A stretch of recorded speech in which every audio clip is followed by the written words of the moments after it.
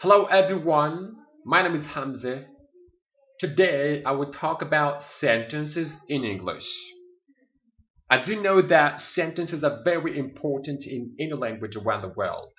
In other words, we cannot speak without using sentences. Now we will know the definition of a sentence. So what is a sentence?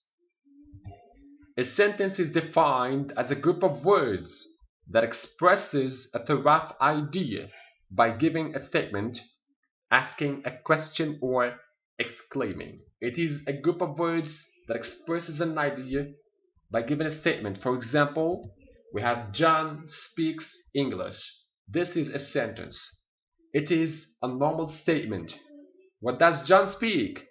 John speaks English. So we know that John speaks a language. What is this language? This language is English. So John speaks English. Okay, so this sentence expresses an idea. Asking a question. For example, like, does John speak English? Here we ask a question and we wait for the response. Does John speak English? If yes, we say, yes, he does. If no, we say, no, he does not. Or exclaiming. For example, we have, what a nice idea. What a nice idea is an exclamative sentence. Okay? We use it to express surprise. What a nice idea. What a beautiful cut. Okay? A sentence is the largest unit of any language in English. A sentence is the largest unit of any language. In English, it begins with a capital letter and ends with a full stop, or a question mark, or an exclamation mark. So, in English, a sentence must begin with a capital letter. As we see here, for example, in John, John starts with a capital letter. John speaks English. And it ends with a full stop. So here we have a statement, or a general statement, or a normal statement. For example, does John speak English? This sentence or this question also starts with a capital letter. What a nice idea. This exclamative sentence also starts with a capital letter. So if a sentence does not start with a capital letter, it is considered to be wrong. So every sentence must start with a capital letter, and it can end in a full stop, for example, or a question mark if we have a question, or an exclamation mark if we have an exclamative sentence.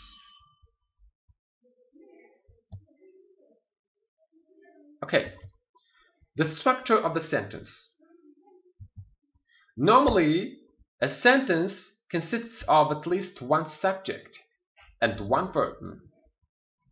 Sometimes the subject of the sentence can be hidden, but the verb must be visible and present. The verb is a necessary element in a sentence. Now we are going to go back to the first sentences. For example, we have John speaks English. John speaks English starts with a subject. Okay, so every sentence in English must start with a subject. And the subject, of course, has to be followed by the verb. John speaks English.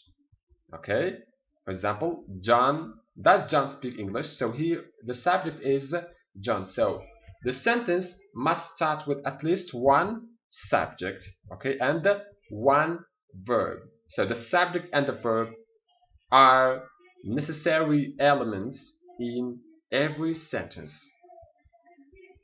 Sometimes the subject of the sentence can be hidden, but the verb must be visible and present. The verb is a necessary element in the sentence. For example, we have read the question.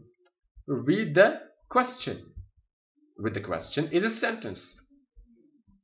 So, as you see here that we have the verb, but where is the subject? So here we have the subject, but it is hidden. So here we order someone to read the question. For example, you are a teacher and you order your student to read the question. Please read the question. Okay? And the subject you is hidden.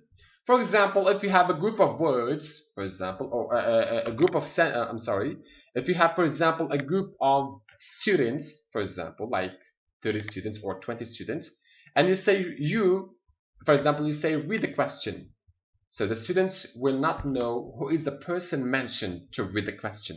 So in this case, you can use the subject here, you, to mention the specific person or the specific student who will read the question. You read the question. Okay? Summary. Now we are going to summarize what we have said. A complete sentence or a complete English sentence must have 3 characteristics. If you want to have a complete English sentence, so this sentence must have 3 characteristics. First, in a written form, a sentence begins with a capital letter. So if the sentence, as I have said, if the sentence does not start with a capital letter, so it is considered to be wrong.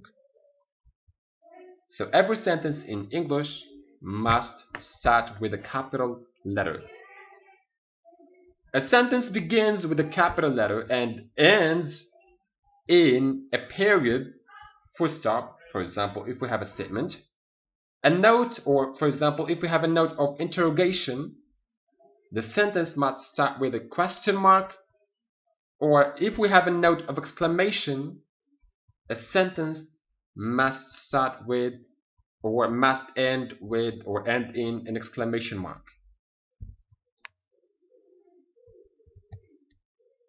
Second, it must express a complete thought, not fragmented. A fragmented sentence, or a fragment in general, is a sentence which is not complete in meaning. For example, we have, because I want to travel to Britain. Because I want to travel to Britain.